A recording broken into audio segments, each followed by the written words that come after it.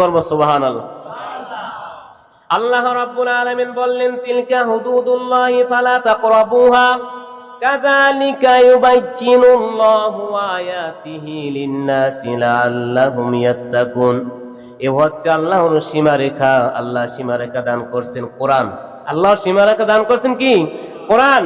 আমি আল্লাহ কোরআন নাজিল করেছি, সীমারেখাও দিয়ে দিয়েছি। সীমারেখা কি? আল্লাহ রাব্বুল আলামিন বলছেন, রমজান মাসে আমি আল্লাহ তোমাদেরকে নিষেধ করেছি, রমজান রেখে গুনার ধারে কাছে যেও না। যেখানে গেলে গুনাহ হবে সেখানে যাইও না, বারবার তার কাছে যাইও না।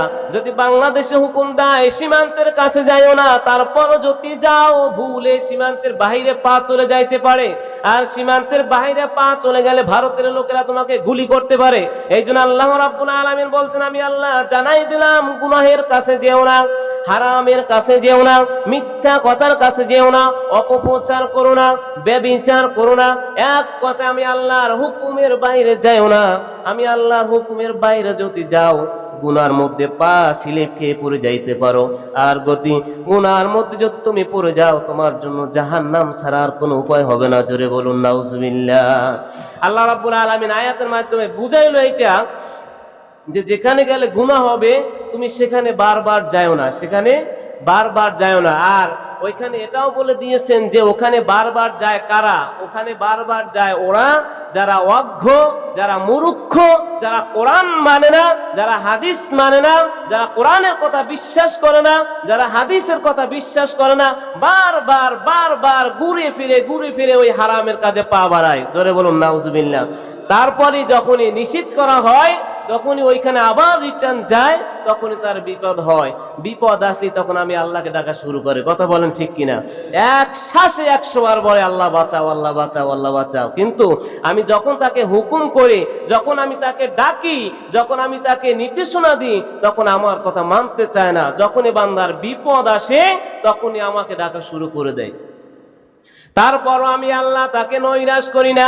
লা তাকুনাতু মির রাহমাতিল্লাহ। আল্লাহ রাব্বুল আলামিন বললেন, যত বিপদ আসুক না কেন আমার কাছে ক্ষমা চাও, পানা চাও, আমি আল্লাহ তোমাকে ক্ষমা করে দিব। কিন্তু বান্দা, লক্ষ লক্ষ কোটি কোটি মসজিদ আলেম দিয়ে তোমাদেরকে বুঝাইলাম, কোরআন নাজিল করে দিলাম, এমন একটা মাস দিলাম যে মাসে ইবাদত করলে, 1 ওয়াক্ত নামাজ পড়লে 70 ওয়াক্ত নামাজের সব তোমাকে আল্লাহ দান করবে। একটা নেক কাজ করলে 70 গুণ সব বৃদ্ধি করা হবে। যে মাসে 10 রমজানের শেষ 10 দিন ইতিকাফ করলেন, 2টি কবুলাতির হজের সব আল্লাহ দান করবেন, 2টি উমরার সব আল্লাহ দান করবেন। এমন একটা মাসে আমি কোরআন নাজিল করে দিয়েছেন। শুধু পৃথিবী দান করেছি, আসমান বানাইলাম, জমিন বানাইলাম, রমজান বানাইলাম, 12 মাস বানাইলাম, সপ্তাহ বানাইলাম, দিনক্ষণ বানাইলাম, সব কিছু বানাইলাম।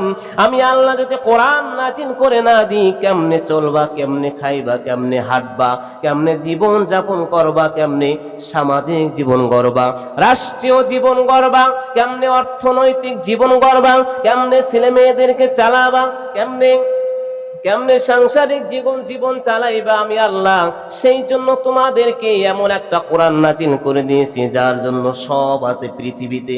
আমি আল্লাহ যত কিছু সৃষ্টি করেছি রিসার্চ করতে করতে এক একটা বের হয়ে আসে। জোরে বলুন সুবহানাল্লাহ, আরো জোরে বলুন সুবহানাল্লাহ।